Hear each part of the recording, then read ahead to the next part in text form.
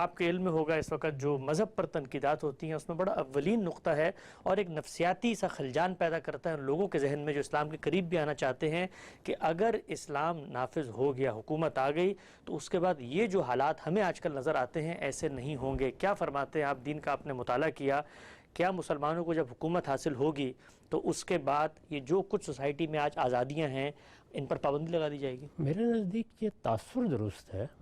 اس کی وجہ یہ ہے کہ لوگوں کے سامنے جو افکار و خیالات آ رہے ہیں، جس طرح کی مذہبی تعبیرات انہوں نے سنی ہیں، اور پھر جس نوعیت کا ظہور سعودی عرب میں، ایران میں، افغانستان میں دیکھا ہے، اس کی بنیاد پر اگر وہ یہ بات کہتے ہیں تو غلط نہیں ہے۔ چنانچہ یہ ضروری ہے کہ اسلام کے موقف کو اور جو کچھ ہمارے سامنے آ رہا ہے اس کو الگ الگ کر کے دیکھا بھی جائے اور دکھایا بھی جائے۔ اس میں سب سے بنیادی چیز یہ ہے کہ کسی کو کسی پر کیا اختیار حاصل ہے۔ ہمارے ہاں یہ گفتگو ایسے شروع ہو جاتی ہے کہ ایک حکومت قائم ہو گئی، اس وقت بھی مسلمانوں کی 50 سے زیادہ حکومتیں قائم ہیں، جن ملکوں میں ان کو اکثریت حاصل ہے وہاں وہی حکومت کر رہے ہیں۔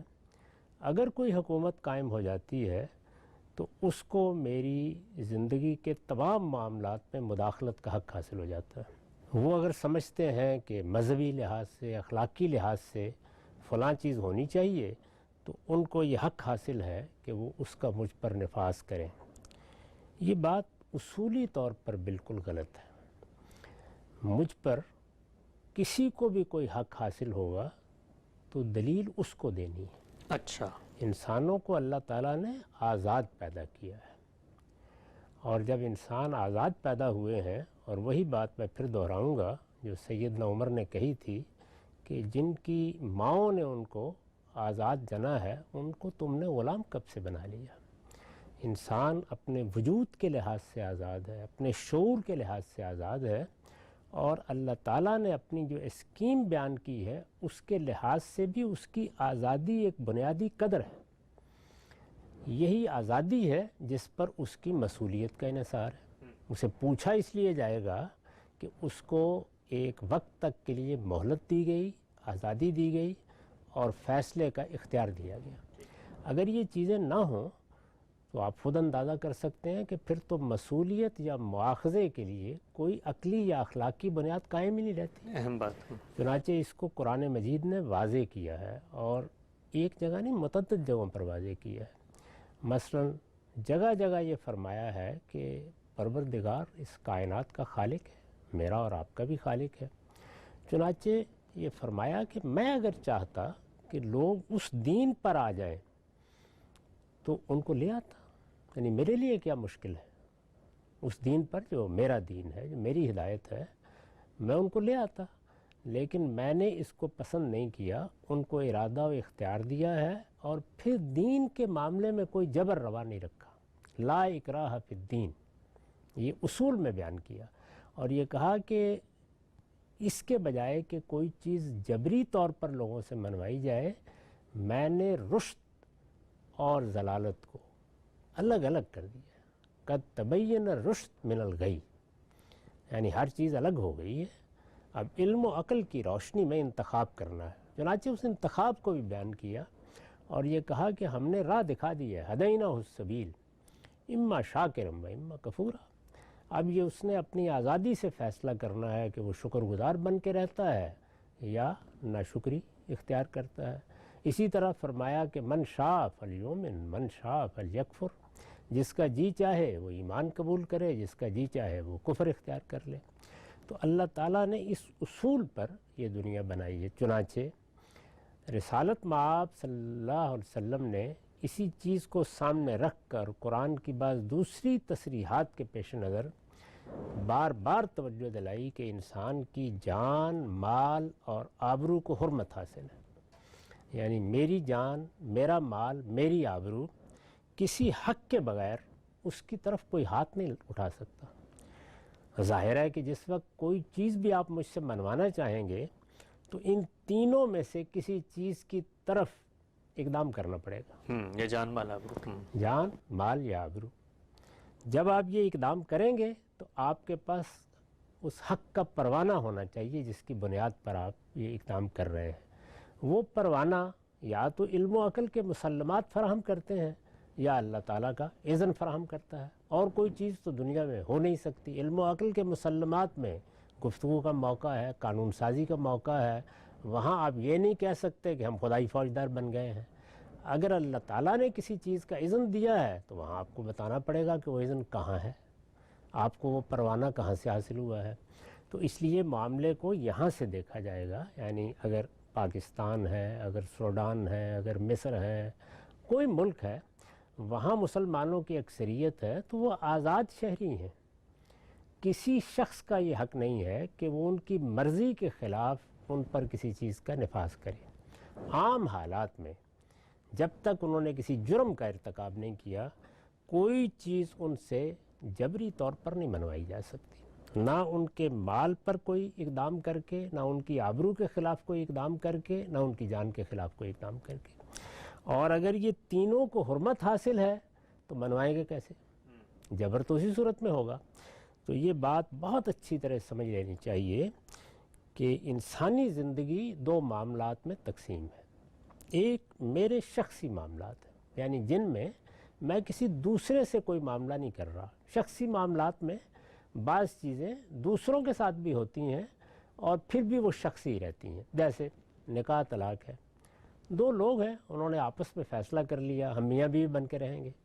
سوال یہ ہے کہ اس میں معاشرے کے مداخلت کرنے کی کیا وجہ ہے؟ اسی طرح کی چیز میراث ہے۔ میں نے اپنے پیچھے مال چھوڑا ہے، میرا مال ہے، مجھے حق حاصل ہے، میں اس کے بارے میں کوئی وصیت کروں، کسی قانون کی پابندی کروں، کسی عرف کی پابندی کروں، وہ فیصلہ مجھے کرنا ہے۔ تو شخصی معاملات جتنے بھی ہیں ان سب میں انسان بالکل آزاد ہے۔ اس پر پابندی اس کے پروردگار نے اگر کوئی لگائی ہے تو وہ اس کا اور اس کے پروردگار کا معاملہ ہے۔ عبادات کے معاملے میں بھی یہی صورتحال ہے، معاملات میں بھی یہی صورتحال ہے کہ شخصی طور پر جو چیزیں مجھے کرنی ہیں ان میں کسی فرد کو، کسی حکومت کو کوئی حق نہیں کہ وہ مجھ پر کسی چیز کا نفاذ کرنے کی صحیح کرے۔ یہی در حقیقت وہ بنیادی غلطی ہے جو مذہبی طبقے کی سمجھ میں نہیں آ رہی۔ اچھا، اور اسی کا ظہور پھر ان حکومتوں میں ہوا ہے۔ یعنی سعودی عرب میں بھی چونکہ اس کی خلاف ورزی کی گئی اور بہت سے شخصی معاملات میں قانون سازی کر دی گئی۔ جب بہت سے شخصی معاملات میں آپ قانون سازی کرتے ہیں تو وہ سب چیزیں پیدا ہو جاتی ہیں جو آپ نے بیان فرمائی ہیں۔ اسی طرح کی صورتحال لیکن ذرا کمتر سطح پر ایران میں پیش آ گئی۔ یعنی وہاں اس سطح پر تو معاملہ نہیں ہوا لیکن اس سے کمتر سطح پر چنانچہ آپ نے دیکھا کہ لوگ وہاں نکل کھڑے ہوئے، جی، انہوں نے مظاہرے کیے، دسیوں کی تعداد میں لوگ مارے گئے اس کے نتیجے میں۔ یہ سب کیوں ہوا؟ اسی وجہ سے ہوا۔ اور اگر اب آپ وہاں کے حالات کا مطالعہ کریں، غیر جانبدار ذرائع سے جو اطلاعات آتی رہتی ہیں اور سماجیات کو سمجھنے والے لوگوں کے نزدیک وہ درایت کی روح سے بھی درست ہیں اطلاعات، کہ لوگوں میں مذہب سے ایک بیزاری پیدا ہوتی ہے۔ اس کے نتیجے انسان اپنی فطرت کے لحاظ سے اپنی شخصیت پر کسی دوسرے کا تحکم گوارا نہیں کرتا۔ تو شخصی معاملات کا کوئی تعلق ریاست سے نہیں ہوتا۔ ریاست جن معاملات کی بنیاد پر قائم ہوتی ہے وہ میں بھی عرض کرتا ہوں، تمام شخصی معاملات انسان اور بندے کے معاملات ہیں، بندے اور خدا کے معاملات ہیں۔ یعنی انسانوں اور انسانوں کے درمیان بندگی کے تعلق سے جو روابط پیدا ہوتے ہیں وہ انسان مل کے طے کر لیں گے۔ اور اگر کوئی معاملہ ایسا ہے کہ جس معاملے میں اللہ نے کوئی حکم دیا ہے اور شخصی معاملات سے متعلق، جیسے مجھ کو بعض عبادات کا پابند کیا ہے، مجھے تطہیر بدن کی بعض چیزیں بتائی ہیں، مجھے تطہیر خورونوش کی بعض چیزوں کے بارے میں حرمت حلت کے قوانین دیے ہیں، میں ایک مسلمان کی حیثیت سے ان کی پابندی کروں گا اور مجھے پابندی کرنی چاہیے۔ اگر آپ یہ محسوس کریں کہ میں اس میں کوتاہی کر رہا ہوں تو ایک ہی حق ہے جو آپ کو دیا گیا ہے، خواہ آپ فرد ہیں، خواہ آپ میرے ماں باپ ہیں، خواہ آپ میرے عزیز قریبی ہیں، اور خواہ آپ کسی حکومت کے ذمہ دار ہیں، ایک ہی حق ہے، اور وہ کیا ہے؟ استدلال کے ساتھ دعوت کا حق۔ ٹھیک، ادعو الی سبیل ربک بالحکمہ، آپ دلیل کے ساتھ بات کریں، بات کرنے کا آپ کو حق حاصل ہے۔ میں اگر آپ کی بات پہ مطمئن ہو جاؤں گا، مان لوں گا، اور آپ اگر محسوس کریں کہ میرے پاس دلیل بھی نہیں ہے، میں نہیں مان رہا، تو توجہ دلا دیجئے، خبردار کر دیجئے، ان نتائج کے بارے میں خبردار کر دیجئے۔ چنانچہ مسلمانوں کے ہاں بھی اللہ کے پیغمبر نے یہ سنت قائم کی ہے کہ مسلمانوں کے حکمران مسجد میں آئیں گے ہر ہفتے، اور جو انہیں تذکیر کرنی ہے، نصیحت کرنی ہے، وہ کریں گے۔ نصیحت، تذکیر، تبلیغ، دعوت، شخصی معاملات میں اس سے آگے ایک حرف بھی نہیں ہونا چاہیے۔ تو پہلی چیز جو میں آپ کے سوال کے جواب میں عرض کروں گا وہ یہ ہے کہ اس فرق کو ہر حال میں ملحوظ رکھا جائے۔ اس کے بعد وہ معاملات ہیں جن کے لیے ریاست قائم کی جاتی ہے، جی یعنی ریاست شخصی معاملات کے لیے قائم نہیں کی جاتی۔ ریاست کوئی خدائی حکم نہیں ہے، یہ انسان کی ضرورتوں سے پیدا ہوئی ہے۔ چونکہ انسان جو ارادہ و اختیار اس کو دیا گیا ہے اس کا غلط استعمال کرتا ہے، اس سوء استعمال کے نتیجے میں ایک دوسرے کے لیے شر پیدا ہو جاتا ہے۔ اس شر کا مقابلہ کرنے، اس فساد کو روکنے کے لیے ریاست کا نظم وجود میں لایا جاتا ہے۔ یہ ضرورت ہے، ضرورت سے پیدا ہوا ہے۔ اب ظاہر ہے کہ جب یہ اس شر سے بچانے کے لیے وجود میں آیا ہے تو اس کو اسی تک محدود رہنا ہے، اس سے آگے یہ بڑھے گا نہیں۔ علم و عقل کے مسلمات تقاضا کرتے ہیں کہ اس سے آگے ایک قدم بھی یہ نہ رکھے تو یہ اس کے حدود سے تجاوز ہوگا۔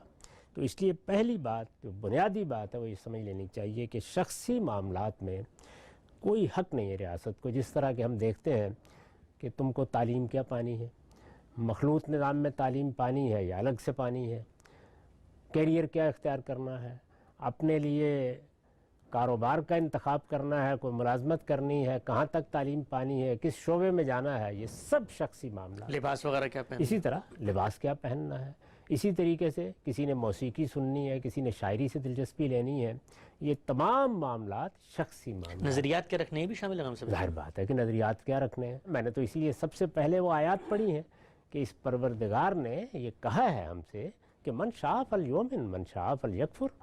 لوگوں کو اللہ نے آزادی دے رکھی ہوئی ہے، وہ جس نقطہ نظر کو چاہے اختیار کریں، وہ کوئی فلسفیانہ نقطہ نظر ہے، کوئی مذہبی نقطہ نظر ہے، میں اس کو غلط سمجھتا ہوں۔ میرا کام کیا ہے؟ استدلال کے ساتھ اس کی غلطی واضح کرنا۔ اس سے آگے میرے کوئی اختیارات نہیں ہیں۔ میں کسی دوسرے آدمی پر کوئی چیز تحکم کی بنیاد پر عائد نہیں کر سکتا۔ جو کچھ مجھے کہنا ہے شائستہ طریقے سے کہنا ہے، ادب کے ساتھ پیش کرنا ہے اور موعظت کا طریقہ اختیار کرنا ہے اگر میں کوئی انحراف دیکھتا ہوں۔ یہی کام ایک عالم کا ہے، یہی کام مذہبی رہنماؤں کا ہے، یہی کام دانشوروں کا ہے، یہی کام اساتذہ کا ہے، اور یہی کام حکومت اور اس کے ذمہ داروں کا ہے۔ یہ جمعہ کا ممبر اسی لیے خاص کر دیا گیا ہے کہ وہ آئیں اور اپنی اس ذمہ داری کو پوری کریں۔ گویا دعوت، تبلیغ، اصلاح یہ ذمہ داری ہے، لیکن یہ ذمہ داری اس طرح ادا کرنی ہے، اس کا ممبر الگ ہے۔ یہ پولیس کے ڈنڈے سے ادا نہیں ہونی، ٹھیک، یہ قانون کی طاقت سے ادا نہیں ہونی۔ تو شخصی معاملات کے بارے میں تو آپ سمجھیے کہ ایک لائن لگی ہوئی ہے، کسی کا کام نہیں کہ وہ اس سے تجاوز کرے۔